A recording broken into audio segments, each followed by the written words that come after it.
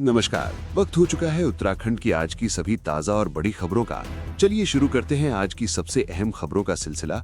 लेकिन उससे पहले अगर आपने अभी तक हमारे चैनल को सब्सक्राइब नहीं किया है तो तुरंत कर लें और वीडियो को लाइक करके अपने दोस्तों के साथ शेयर करना बिल्कुल न भूलें। गैस किल्लत पर सख्त धामी सरकार, कालाबाजारी करने वालों पर होगी सीधी एफआईआर। उत्तराखंड की खाद्य मंत्री रेखा आर्या ने स्पष्ट किया है कि प्रदेश में घरेलू एलपीजी की कोई कमी नहीं है। समीक्षा बैठक में उन्होंने बताया कि राज्य में वर्तमान में 80,000 से अधिक घरेलू और 12,000 से अधिक कमर्शियल सिलेंडर का स्टॉक मौजूद है। मंत्री ने अधिकारियों को निर्देश दिए हैं कि उपभोक्ताओं को केवल होम डिलीवरी ही दी जाए, गैस एजेंसी से वितरण न हो। सरकार कालाबाजारी और जमाखोरी पर कड़ी नजर रख रही है। अब तक 173 जगह छापेमारी कर 15 एफआईआर दर्ज की जा चुकी हैं। साथ ही नए कमर्शियल कनेक्शन 24 घंटे के भीतर देने के निर्देश दिए गए हैं। बिजली उपभोक्ताओं को बड़ी राहत, इस साल नहीं बढ़ेंगे दाम, प्रीपेड मीटर पर मिलेगी भारी छूट। उत्तराखंड के बिजली उपभोक्ताओं के लिए अच्छी खबर है कि इस वर्ष बिजली की दरों में कोई बढ़ोतरी नहीं की जाएगी। नियामक आयोग ने यूपीसीएल की 18.50% टैरिफ बढ़ाने की मांग को खारिज कर दिया है। आयोग के अध्यक्ष एमएल प्रसाद ने बताया कि बिजली महंगी करने के बजाय कुछ श्रेणियों में बदलाव किया गया है। अब प्रीपेड मीटर का उपयोग करने वाले उपभोक्ताओं को ऊर्जा प्रभार में 4% की छूट मिलेगी, जबकि अन्य को 3% की छूट दी जाएगी। साथ ही आयोग ने सबसे ज्यादा घाटे वाले 10 फीडरों की पहचान के लिए समिति गठित करने के आदेश भी दिए हैं। सीएम धामी का खटीमा दौरा, जनता की समस्याएं सुनी, कहा एलपीजी के लिए ना हो पैनिक। मुख्यमंत्री पुष्कर सिंह धामी ने अपने खटीमा भ्रमण के दौरान लोहियाहिट स्थित कैंप कार्यालय में आम जनता से मुलाकात की और उनकी समस्याएं सुनी। मुख्यमंत्री ने लोगों को आश्वस्त किया कि प्रदेश में एलपीजी गैस की पर्याप्त उपलब्धता है, इसलिए घबराने या पैनिक होने की आवश्यकता नहीं है। उन्होंने अधिकारियों को सख्त निर्देश दिए कि जन समस्याओं के निस्तारण में कोई लापरवाही न बरती जाए। साथ ही उन्होंने जिलाधिकारी को निर्देश दिया कि गैस की कालाबाजारी करने वालों पर कड़ी नजर रखें और जनता से अपील की कि ऐसी किसी भी शिकायत पर तुरंत प्रशासन को सूचित करें। चार धाम यात्रा में अभूतपूर्व स्वास्थ्य सुविधाएं, तैनात होंगे 1350 डॉक्टर और मिलेगी एयर एम्बुलेंस। 19 अप्रैल से शुरू हो रही चारधाम यात्रा के लिए उत्तराखंड स्वास्थ्य विभाग ने कमर कस ली है। तीर्थयात्रियों की सुरक्षा के लिए 1350 डॉक्टरों और पैरामेडिकल स्टाफ की तैनाती की जा रही है, जो 24 घंटे सेवा देंगे। उच्च हिमालयी क्षेत्रों में ऑक्सीजन की कमी और हृदय संबंधी समस्याओं से निपटने के लिए विशेष प्रशिक्षण दिया जा रहा है। यात्रा मार्ग पर 47 स्वास्थ्य इकाइयां और 25 मेडिकल रिलीफ पोस्ट सक्रिय रहेंगे। DG health doctor Sunita Tamta के अनुसार ऋषिकेश एम्स के समन्वय से एयर एम्बुलेंस की सुविधा भी उपलब्ध कराई जाएगी, ताकि आपात स्थिति में त्वरित उपचार मिल सके। पंचायतों के लिए केंद्र और राज्य का खुला खजाना, विकास कार्यों के लिए करोड़ों का बजट जारी।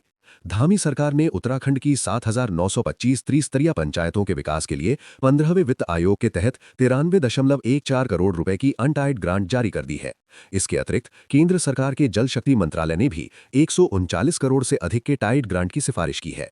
इस भारी भरकम बजट का उपयोग पेयजल, स्वच्छता, सीसी मार्ग निर्माण और स्ट्रीट लाइट जैसे स्थानीय कार्यों के लिए किया जाएगा। पंचायती राज निदेशक ने सख्त आदेश दिए हैं कि धनराशि को तुरंत ग्राम पंचायतों के खातों में भेजा जाए, ताकि विकास कार्यों में किसी प्रकार की देरी न हो। हरीश रावत का 15 दिनों का राजनीतिक अवकाश, कांग्रेस के भीतर मची खींचतान आई सामने। उत्तराखंड की राजनीति में पूर्व मुख्यमंत्री हरीश रावत के 15 दिनों के राजनीतिक अवकाश पर जाने के फैसले ने खलबली मचा दी है।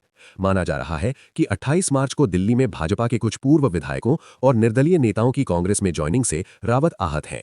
पार्टी के भीतर गुटबाजी और खींचतान एक बार फिर खुलकर सामने आ गई है।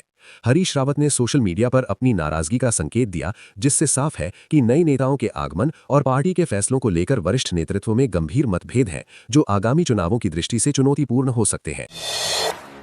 यमुनोत्री हाईवे पर कछुआ चाल से काम, चौड़ीकरण की सुस्ती से यात्रियों और स्थानीय लोगों में आक्रोश। 19 अप्रैल से शुरू होने वाली चारधाम यात्रा से पहले यमुनोत्री हाईवे की बदहाल स्थिति चिंता का विषय बनी हुई है। पालीगाड़ से जानकी चट्टी तक चल रहे चौड़ीकरण कार्य की धीमी रफ्तार और सड़कों पर बिखरे मलबे के कारण आए दिन लंबा जाम लग रहा है। स्थानीय निवासियों और तीर्थ पुरोहितों ने सुरक्षा इंतजामों की अनदेखी और धूल कीचड़ को लेकर भारी नाराजगी जताई है। हालांकि निर्माण एजेंसी ने मौसम की खराबी को देरी का कारण बताया है, लेकिन सड़क संकरी होने से दुर्घटनाओं का खतरा बढ़ गया है। लोग यात्रा शुरू होने से पहले मार्ग को दुरुस्त करने की मांग कर रहे हैं। उत्तराखंड में फिर बदलेगा मौसम का मिजाज, 4 अप्रैल तक बारिश और बर्फबारी का अलर्ट। मौसम विभाग ने उत्तराखंड में 4 अप्रैल तक बारिश और बर्फबारी का अलर्ट जारी किया है। 31 मार्च से पर्वतीय जिलों में हल्की से मध्यम बारिश और 3300 मीटर से ऊंचे क्षेत्रों में बर्फबारी की संभावना है। अप्रैल की शुरुआत भी बारिश के साथ होगी, जिससे बढ़ते तापमान पर लगाम लगेगी।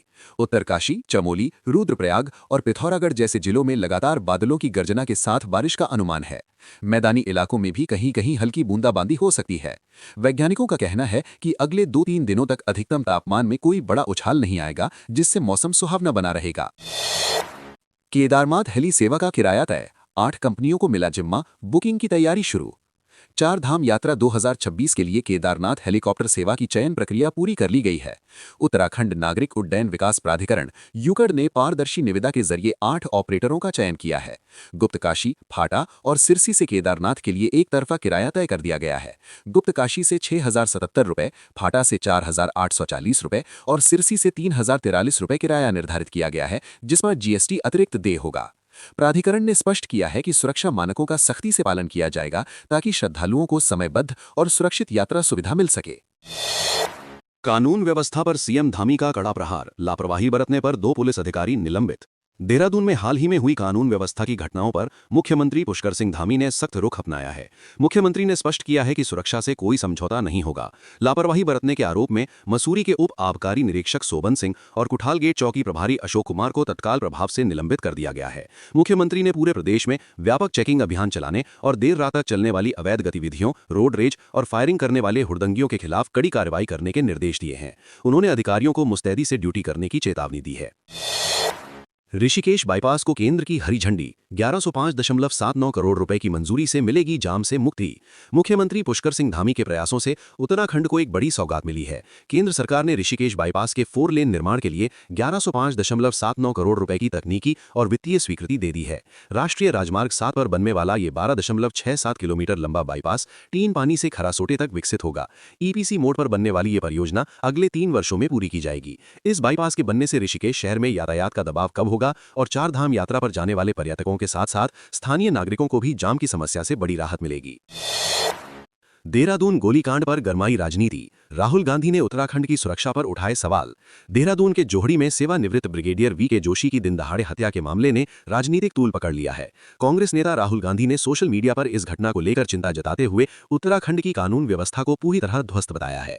उन्होंने भाजपा सरकार को घेरते हुए कहा कि जो सैनिक सरहद पर देश की रक्षा करते हैं वे आज अपने ही शहर में सुरक्षित नहीं है। राहुल गांधी के अनुसार राज्य में अपराधी बेखौफ हैं और आम जनता भय के साए में जी रही है। इस बयान के बाद प्रदेश की सियासत में आरोप प्रत्यारोप का दौर तेज हो गया है। बैंकिंग क्षेत्र में नौकरी का बड़ा मौका, पंजाब एंड सिंध बैंक में 1000 पदों पर निकली भर्ती। सरकारी नौकरी की तैयारी कर रहे युवाओं के लिए पंजाब एंड सिंध बैंक ने सुनहरा अवसर प्रदान किया है।